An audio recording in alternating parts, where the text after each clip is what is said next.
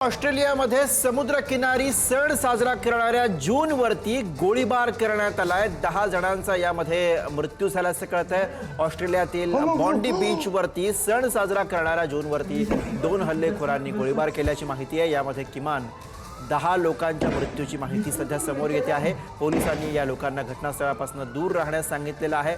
Social मीडियावरती post केलेल्या भयानक व्हिडिओमध्ये रविवारी दुपारी नॉर्थ बॉन्डी बीच वरती मोठ्या संख्येने लोक हे वाळूवर धावताना दिसत आहेत आणि याच दरम्यान गोळीबाराचे जोरदार आवाज ऐकू आलेले आहेत। ही भयंकर दृश्य आपण पाहतो आहोत। ऑस्ट्रेलियामधली घटना आहे। ऑस्ट्रेलियामध्ये समुद्रकिनारी जूनवरती गोळीबार करण्यात आलेला आहे। ही दृश्य आपल्याला विचलित करू शकतात। ऑस्ट्रेलियामध्ये घडलेला हा सगळा प्रकार आहे ज्यामध्ये किमान 10 जूनचा मृत्यू झाल्याची बातमी आपल्यापर्यंत पोहोचते।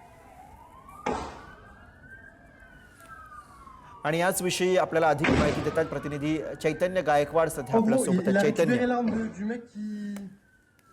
मी ऑस्ट्रेलियातल्या बॉन्डी बीचवरील ही दृश्य बघतोय। यामध्ये 2 हल्लेखोर जे आहेत ते लोकांवर अंधाधुंद गोळीबार करताना आपल्याला पाहायला मिळतात।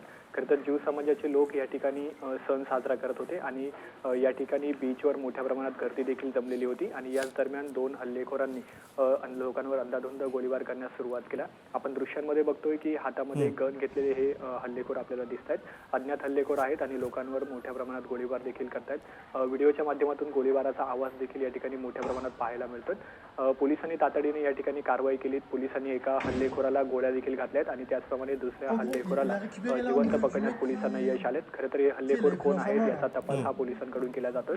मात्र हा जो हल्ला आहे इतका मोठ्या प्रमाणात झाला आहे की यातील गर्दीतील 10 लोकांचा मृत्यू झालाय आणि अनेक लोक जखमी देखील झालेत। जखमी झालेल्या लोकांवर आता रुग्णालयात उपचार सुरू आहेत आणि या ठिकाणी तातडीने पोलिसांनी देखील धाव घेऊन हल्लेखोरांना पकडलाय। मात्र हा हल्ला का केला, कुणी केला याचा तपास जो आहे तो पोलिसांकडून केला जातोय।